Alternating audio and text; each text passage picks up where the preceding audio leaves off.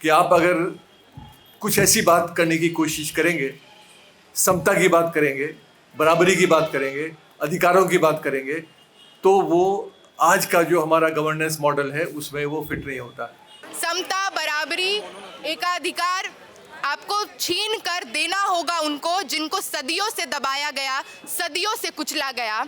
नमस्कार, news clip का स्वागत है। आज हम मौजूद हैं दिल्ली के प्रेस क्लब ऑफ इंडिया में, जहां पर एक प्रेस कॉन्फ्रेंस हो रही है, जिसमें जो दिल्ली विश्वविद्यालय में यूजीसी जो गाइडलाइंस थी उसको लागू कराने के लिए आंदोलन चल रहा था, पब्लिक लिटरेचर चल रहा था। उसके अंदर जो घटना हुई, पहले जिस तरह से इरफान हबीबी के ऊपर पानी कूड़ेदान में भर के फेंका गया, उसके बाद जो तनाव पैदा हुआ और जिस तरीके से अंत उसका होता है, एक महिला यूट्यूबर से जब एक तरीके की झड़प होती छात्रों की, और दोनों तरफ से आरोप लगते हैं। जो महिला यूट्यूबर का आरोप है, जो उसके साथ मोलेस्टेशन और रेप थ्रेट की कोशिश हुई, और दूसरी तरफ जो छात्र हैं, महिला छात्र, उनके तरफ से भी इसी तरह के गंभीर आरोप लगाए गए। और जिस तरीके से देखा गया, पुलिस थाने के अंदर जो छात्र एक्टिविस्ट थे, उनको जिस तरीके से थाने के अंदर रेप थ्रेट तक साफ वीडियोस में दिख रहा है, ऑडियो साफ है, जिसमें दिख रहा है जो वो लोग उसे धमका रहे हैं, और थाने के अंदर पुलिस की मौजूदगी में सब हो रहा है। इन सब के बाद हालांकि दिल्ली पुलिस ने दोनों तरफ से एफआईआर दर्ज कर ली है। इन सारे प्रकरणों में बात करने के लिए मौजूद हैं समता कमेटी के लोग, जो उस दिन कार्यक्रम के आयोजन में शामिल थे। हालांकि पुलिस ने दोनों तरफ के लोगों के ऊपर एफआईआर करने की कोशिश करी है, लेकिन अब देखना है जो लोग जो छात्र हैं और एक्टिविस्ट हैं, इनका क्या कहना है। और जो क्योंकि महिला पत्रकार का जो पूरा एक तरह से नैरेटिव बनाया गया है पूरे देश भर में पिछले कुछ दिनों के अंदर, जो उसके साथ सिर्फ गलत हुआ, जबकि दूसरा पक्ष उस प्रमुखता से नहीं आया। तो आज जो दूसरा पक्ष है, हम उनसे बात करने की कोशिश कर रहे हैं और उनसे समझेंगे एक तो उस दिन क्या हुआ था, उसको लेकर वो क्या कहते हैं, दूसरा आगे की इनकी रणनीति क्या होगी। कोई कॉम्प्लेक्स बातचीत है ही नहीं। बात बहुत सिंपल है कि रुचि तिवारी, नंदन एक जर्नलिस्ट है माम सेफ न्यूज़ से, एक दलित जर्नलिस्ट है, उनका फ़ोन छीनने की कोशिश करती हैं। हम देखते हैं कि कुछ हो रहा है तो हम अंदर जाकर के इंटरवीन करने का कोशिश करते हैं। उसी बीच वो अंजलि की गर्दन पकड़ती हैं, जो हमारी साथी हैं, और उनको ज़मीन पर फेंक देती हैं। जब हम ये देखते हैं तो हम सब लोग पहुंचते हैं दोनों को एक दूसरे से अलग करने के लिए, और हम पूछते हैं कि किसने किया, क्योंकि इतना सडनली सब कुछ होता है। सब बहुत शॉक्ड रहते हैं कि एकदम से कोई कैसे गिर सकता है, ये क्या हुआ है। तो हमें बताते हैं कि इन्होंने किया है, और रुचि तिवारी के साथ उनके 2-3 गुंडे भी वहाँ पे मौजूद थे। तो हम उनको पकड़ के रखते हैं कि वो भागने की कोशिश कर रहे हैं। हमने बोला कहाँ जा रहे हो, मारोगे और उसके बाद भाग जाओगे, तुम्हें अभी पुलिस के हवाले करते हैं। उस लड़की और उसके साथ के 4 गुंडों को भगाया जाता है संरक्षण देकर।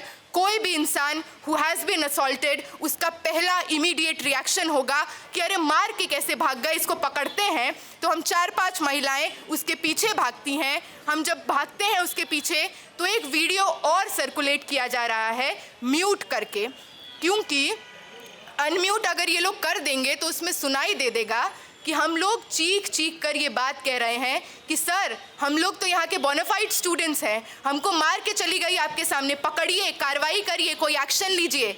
पहले तो उन्होंने कंप्लेंट दर्ज करने से मना कर दिया, लंबे समय से वहाँ पे लटकाए रहे। आपने वो वीडियोस देखे होंगे जहाँ पे थाने के अंदर गुंडे जाकर के माँ बहन की गाली दे रहे हैं, रेप थ्रेट्स दे रहे हैं। एसओचओ के कमरे के पास पहुँचते हैं और जोर जोर से वो भीड़ चिल्लाना शुरू करती है। ये वही लोग हैं जो अभी ब्राह्मणवाद के खिलाफ लड़ रहे थे, ये वही लोग हैं जिनको यूजीसी गाइडलाइंस चाहिए, पकड़ो इनको, मारो उनको।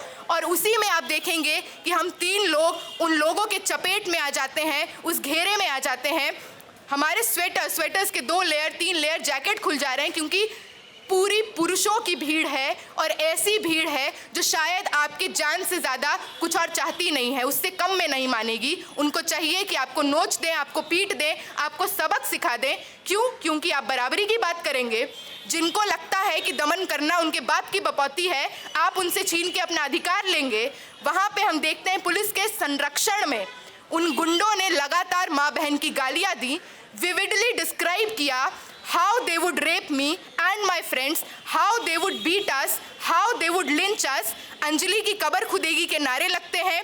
लगातार वो भीड़ 50 से 100 होती है, 300 होती है। गेट के बाहर खड़े होके ये लोग मुझे और मेरे साथी जो मेरे समर्थन में आए, चिंता में आए कि अंदर हो क्या रहा है, इतनी देर हो गई घर नहीं पहुंची है, उन लोगों को कहा जाता है देश के गद्दारों को गोली मारो सालों को नारा लगा रही हैं। कौन है देश के गद्दार?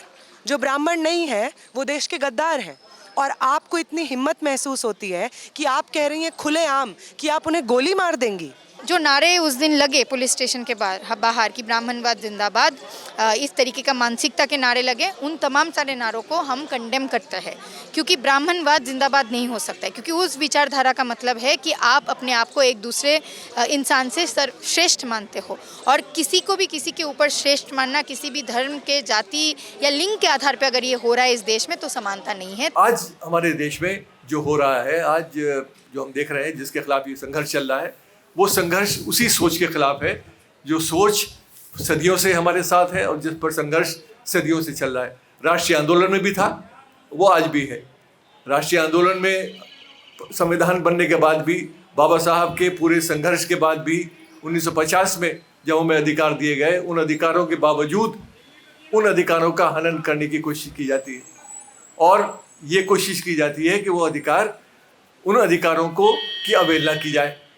गाइडलाइंस को अगर कोई पढ़ेगा ढंग से तो उसको पता होगा कि गाइडलाइंस के अंदर तमाम सारे जो प्रावधान है उसमें सिर्फ ये किसी एक पर्टिकुलर कैटेगरी के खिलाफ नहीं बोला जा रहा है कि उनके तहत ही डिस्क्रिमिनेशन होता है। ये बोल रहा है जिनके साथ डिस्क्रिमिनेशन होता है उनके साथ डिस्क्रिमिनेशन नहीं होना चाहिए, और उसमें उस क्लॉजेज में कुछ कास्ट्स के जो SC ST या किसी भी रीजन से आए हुए, बैकवर्ड रीजन से या इकोनॉमिकली डिप्राइव्ड रीजन से आए हुए कम्युनिटीज़ का बात लिखा गया है। दिक्कत इसलिए आ जाती है क्योंकि समाज में वो लोग जो समझते हैं कि दूसरे लोगों पे राज करना उनका जन्मसिद्ध अधिकार है, वो ऊपर तभी है जब उनके नीचे, पाँव के नीचे कोई है।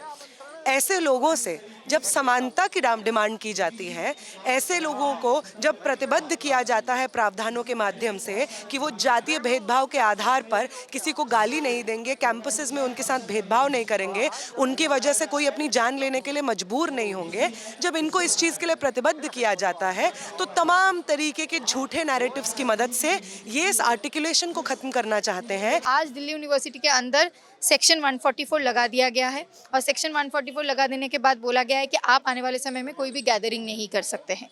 मतलब आप आने वाले समय में कोई भी डिस्कशन UGC रेगुलेशन को नहीं कर सकते। क्यों? हम तो इक्विटी की बात कर रहे थे, समानता का बात कर रहे थे, तो वो करना भी आज के समय पे इलीगल हो गया है।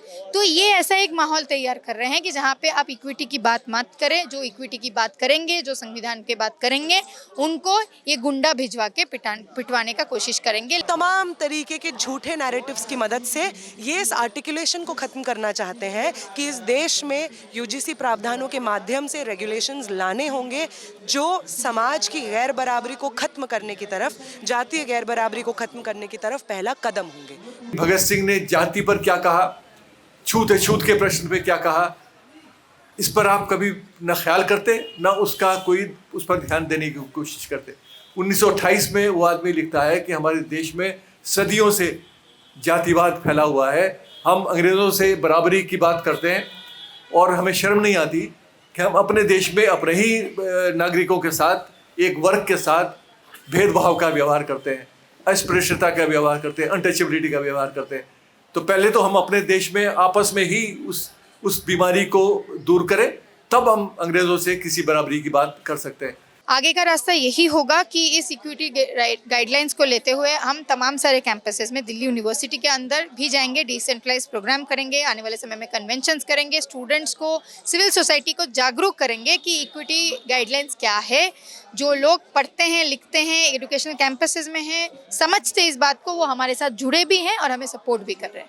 आपने सुना उस दिन जो वीडियो में 2 खासतौर पे छात्र दिख रहे थे, बाकी लोग भी थे, और एक छात्र जो आयशा के एक्टिविस्ट भी हैं जिनको धक्का दिया गया और गिरी गई थी, उनकी तरफ से भी FIR दर्ज किया गया, और आज पुलिस ने उनको गवाही के लिए बुलाया भी, इंट्रोगेशन के लिए बुलाया है, तो वो लोग आज थाने भी जा रहे हैं।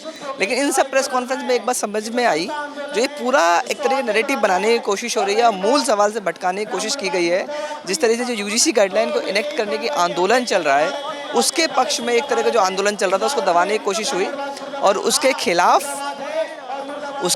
जो पूरी आंदोलन था वो और तेज होगा। छात्र आंदोलन में और जो एक्टिविस्ट जो शामिल हुए थे उन्होंने खुलकर अपनी बात कही है, और उन्होंने साफ कहा है जो ये आंदोलन रुकने वाला नहीं है। और एक बात समझने की ज़रूरत है, जब यूजीसी गाइडलाइंस लागू हुई तो उसके खिलाफ भी देश भर में आंदोलन हुआ था और एक खास तबका उसके खिलाफ विरोध कर रहा था और आंदोलन की गति उतनी जितनी दिखाई गई। लेकिन ये आंदोलन आज जो देश भर के अलग अलग कैंपसों में हो रहा है, एक तो उसका मुख्य धारा की मीडिया उस तरह से दिखा नहीं रहा है, दूसरा उस तरह के जब आंदोलन हुआ इस पर किसी तरह हमला नहीं हुआ। और आज जब ये आंदोलन हो रहा है इस पर इलाहाबाद में हमला हो रहा है, पटना में हमला हो रहा है, दिल्ली विश्वविद्यालय में जिस तरह पूरा एक तरह नैरेटिव बनाने की कोशिश हो रही है और एक खास विचारधारा के लोग इन आंदोलनों में घुस रहे हैं और डिस्टर्ब करने की कोशिश की जा रही है, तो ये सब दिखा रहा है जो आज भी देश के कैंपसों के अंदर किनका कब्जा है और मुख्य धारा की जो मीडिया वो भी किन की बातें कर रही है। जब एक पक्ष आंदोलन कर रहा था तो शांतिपूर्ण आंदोलन करने दिए गए, लेकिन दूसरा पक्ष जब भी आंदोलन कर रहा है उसके आंदोलन को लगातार उस तरीके की प्रमुखता नहीं मिल रही है। ये बड़ा सवाल है। अभी के लिए बस इतना ही। देखते रहिए न्यूज़ के लिए बहुत बहुत धन्यवाद।